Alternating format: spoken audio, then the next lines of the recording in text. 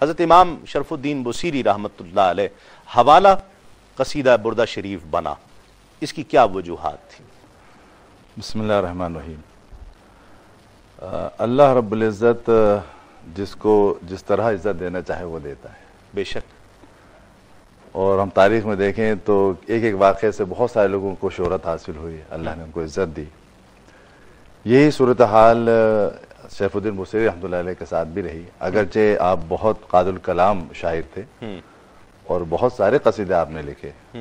اس قصیدے بردہ شریف سے پہلے بھی بہت سارے قصیدے لکھے، اور عربی زبان بھی ان کی اپنی تھی، ظاہری بات ہے، اور اس زمانے کے اندر، جس زمانے کے اندر 800 سال پرانی ہم بات کر رہے ہیں، اس زمانے کے وہ شاعر ہیں۔ لیکن جو آپ کو شہرت حاصل ہوئی قصیدہ بردہ کی، وہ بردہ شریف کے بعد، اس کا زیادہ پس منظر اگر آپ کہیں تو میں بتاتا چلوں کہ امام بصیری شروع میں تو بہت زیادہ درباری شاعر آپ کہہ سکتے ہیں، کہ دربار کے لوگوں کی بڑی تعریف کرتے تھے، بڑے آپ نوازے جاتے تھے، قادر الکلام شاعر، صحیح، اور قصیدہ پہچان تھی جائے وہ لوگوں کی تعریف، اور لوگوں کی تعریف کے ساتھ ساتھ جو زمانے کے بادشاہ وزراء تھے، ان کے جو دشمن تھے، ان کے خلاف ہجوم بھی آپ کرتے تھے، جو کہ قاعدہ تھا اس زمانے میں۔ صحیح۔ تو ہوا یہ کہ ایک دفعہ آپ دربار سلطانے سے باہر آ رہے تھے تو ایک بزرگ مل گئے۔ اب یہ وقت کی بات ہوتی ہے، کس وقت لمحے اللہ تعالیٰ سے نواز دے۔ وہ بزرگ جب ملے تو انہوں نے کہا کہ اے محمد بن سعید، ان کا نام تھا سر، کہ آپ نے آج تک حضور کی زیارت بھی کی ہے خواب میں؟ چھوٹا سا جملہ۔ انہوں نے جواب تو دیا نہیں، لیکن اس نہیں نے ان کے اندر ایک ہجان پیدا کر دیا، ٹھیک، ایک آرزو اور تمنا پیدا ہو گئی۔ وہ تو چلے گا، یہ بات کہے گا، صحیح۔ اب یہ دن بھر سوچتے رہے کہ میں کیسا بدبخت ہوں کہ میں نے آج تک کوشش بھی نہیں کی کہ حضور کی زیارت ہو۔ اب جب لگن اور تڑپ سچی ہو نا تو اللہ تعالیٰ پھل بہت جلدی دیتا ہے۔ واہ سبحان اللہ۔ تو اسی رات کو حضور کی زیارت ہو گئی۔ واہ سبحان اللہ۔ اسی رات کو حضور کی زیارت ہو گئی۔ جب حضور کی زیارت بھی ہوئی تو بتاتے ہیں جو انہوں نے لکھا کہ بہت بڑا ایک دربار لگا ہوا ہے، جس میں صحابہ کرام ہیں، اولیاء کرام ہیں، اور حضور نبی کریم صلی اللہ علیہ وسلم اس میں تشریف فرما ہے، اور تشبیہ اس طرح دی کہ جس طریقے سے ستاروں کے درمیان کوئی چاند چمک رہا ہے، اس طریقے سے۔ واہ۔ اچھا، وہ لمحات تھے تو خواب کے، لیکن دل میں سرائیت کر گئے۔ واہ۔ جب وہ سرائیت کر گئے تو پھر انہوں نے جو ہے یہ بات ٹھان لی کہ اب تو صرف اور صرف اگر تعریف کرنی ہے تو اس کی کرنی ہے جس نے اپنا دیدار کرایا ہے۔ واہ واہ۔ تو پھر آپ نے قصیدے لکھنا شروع کیے، اور پھر قصیدہ بردہ شریف کا بھی ایک اپنا واقعہ ہے جو آپ سب کے علم ہے۔ تو یہ اصل میں بات بنی آپ کے قصیدے ایک طرف آنے کی، کہ حضور کی تعریف کی طرف آپ کا۔ صحیح۔ پھر آپ نے بہت سارے قصیدے لکھے، اور اس قصیدے کی بھی ایک جو تاریخ ہے وہ یہی ہے کہ آپ ایک دفعہ بیمار ہو گئے، آخری عمر میں فالج بھی ہو گیا تھا، جس کی وجہ سے ان کو خاصی پریشانی تھی، اور آدھا دھڑ جو ان کا خاصا سن ہو چکا تھا بائیں طرف کا۔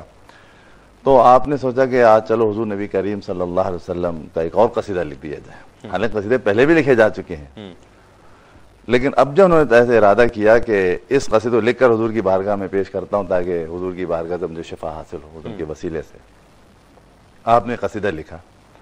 قصیدہ لکھنے کے بعد آپ دیکھیے کہ نبی کریم رؤوف رحیم صلی اللہ علیہ وسلم اسی رات خواب میں تشریف لائے۔ واہ سبحان اللہ۔ اچھا، جملہ یہ ہے اور کہ حضور فرماتے ہیں کہ اے بصیری، ہمیں وہی قصیدہ سناؤ جو تم نے آج رات لکھا ہے۔ اس سے میں ایک بہت اہم چیز لیتا ہوں اپنے عقیدے کے اندر، اور وہ یہ کہ نبی کریم صلی اللہ علیہ وسلم اپنے امتیوں کے ہر عمل سے ہر وقت واقف ہیں، تبھی فرما رہے ہیں کہ وہ قصیدہ جو تم نے آج لکھا ہے وہ ہمیں سناؤ۔ واہ۔ تو یہ بات جو ہے وہ بڑی اہم ہے اس کے اندر۔ انہوں نے پورا قصیدہ سنا دیا۔ اب ظاہر بات ان کی اعزاز کی بات کہ پورا قصیدہ انہوں نے سنایا، اور حضور نبی کریم صلی اللہ علیہ وسلم نے پورا قصیدہ سنا، جس میں تقریباً 160 یا 62 کے قریب اس میں اشعار ہیں۔ اب یہ سوچیے کہ یہ لمحات ان کی زندگی کتنے خوبصورت ہوں گے کہ حضور سامنے بیٹھے ہوئے ہیں اور آپ وہ قصیدہ سنا رہے ہیں، بالکل ایسی بات جیسے حضرت حسان سنایا کرتے تھے، حضور تشریف فرما تھے۔ یہ بات الگ ہے، یہ آپ کی خواب کی بات ہے، وہاں پر تھی۔ جب قصیدہ سارا سنا دیا تو نبی کریم رؤوف رحیم صلی اللہ علیہ وسلم نے ان کے جسم پر ہاتھ پھیرا۔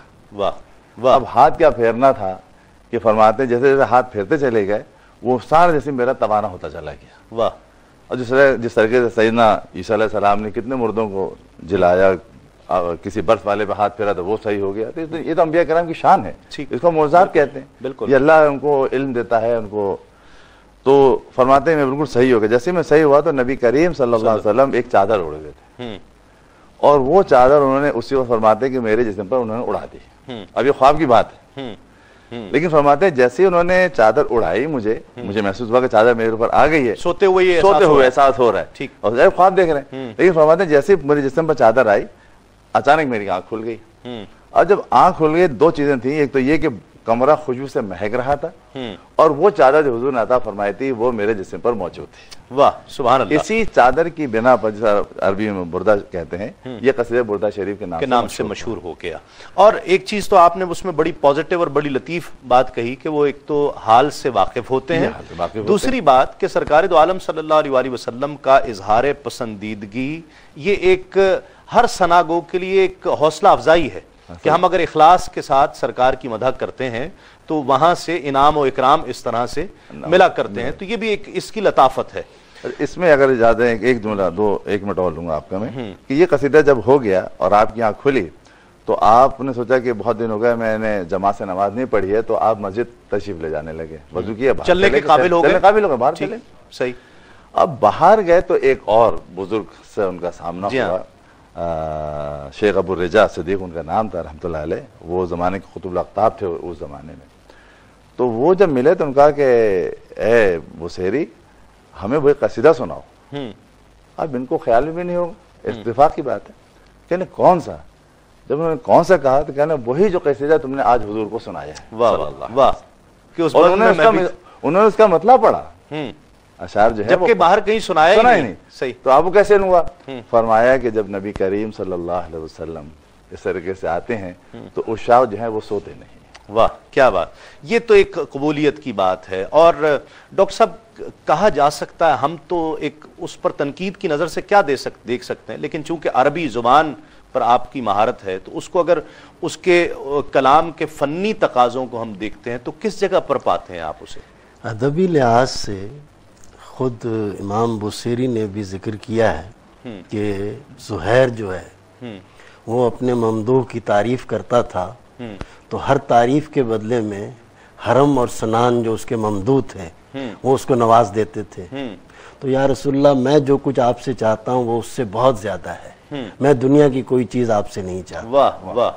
اور دوسری چیز اس میں جو ہمیں نظر آتی ہے کہ دور جاہلیت کی شاعری میں جو سلاست تھی, جو روانی تھی اور جو رانائی تھی, اس سے زیادہ رانائی اس میں نظر آ رہی ہے. واہ واہ. اس لیے کہ زہیر کا جو انداز ہے, یعنی قصید لامیہ اس کا بھی ہے جو حرم اور سنان کی مدح میں اس نے کہا تھا, یعنی وہ جو ہے کہ امن ام اوفا دمنت لم تکلمی بین حومانت الدراج فالمتسلمی فلا تکتمن اللہ ما فی صدورکم لیخفا ومہما یکتمی رائت المنایا خبت اشوا. تو یہ جو اس کا قصیدہ ہے یہ سارے کا سارا میم پہ ختم ہوتا ہے, آپ دیکھ رہے ہیں. صحیح, بالکل. تو بالکل امام بوصیری نے بھی اپنے قصیدے کو بھی میمیہ قصیدہ بنایا, بالکل اسی بیر کو انہوں نے اختیار کیا ہے. ٹھیک. اور فنی اعتبار سے یعنی جو عناصر ترکیبی جی ہاں یعنی دور جاہلیت کی شاعری کے تھے ان کو 100% اسلام کا رنگ دے کر, واہ واہ, کہ تشبیب اگر اختیار کی ہے تو جاہلیت کی بات کوئی نہیں آئی ہے لیکن تشبیب وہاں موجود ہے. واہ.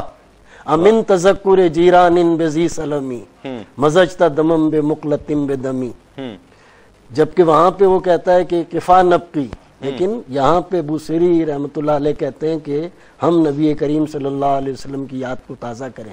واہ. اور اس میں اس قصیدے کی خوبی یہ ہے کہ دین کی پوری دعوت جو ہے یہ اس مدح النبی صلی اللہ علیہ وسلم میں, اس نعت نبی صلی اللہ علیہ وسلم میں اس کو سمو دیا گیا ہے. واہ واہ. کہ پہلے تشبیب ہے, اور تشبیب کہتے ہیں غزل کو, کہ یعنی عشق و محبت, لیکن عشق و محبت کس سے؟ نبی کریم صلی اللہ علیہ وسلم کی یاد میں. واہ. زی سلم مدینے کا نام ہے, کاظمہ مدینے کے ایک پہاڑ کا نام ہے, ازم مدینے کی ایک پہاڑی کا نام ہے, یعنی شعر کے ہر لفظ کے اندر مدینے کا ذکر آ رہا ہے. واہ واہ. اور اسی طرف یہ نسبت کی جا رہی ہے. تو یہ پہلا باب جو ہے یہ تو ہے تشبیب میں, اور دوسرا باب جو ہے پھر اس میں وہ توبہ کرتے ہیں, اور اس قصیدے کو جو شہرت حاصل ہوئی ہے وہ ان کے اسی اخلاص کی وجہ سے ہوئی ہے صحیح کہ انہوں نے یہ کہا اور خود یہ محسوس کیا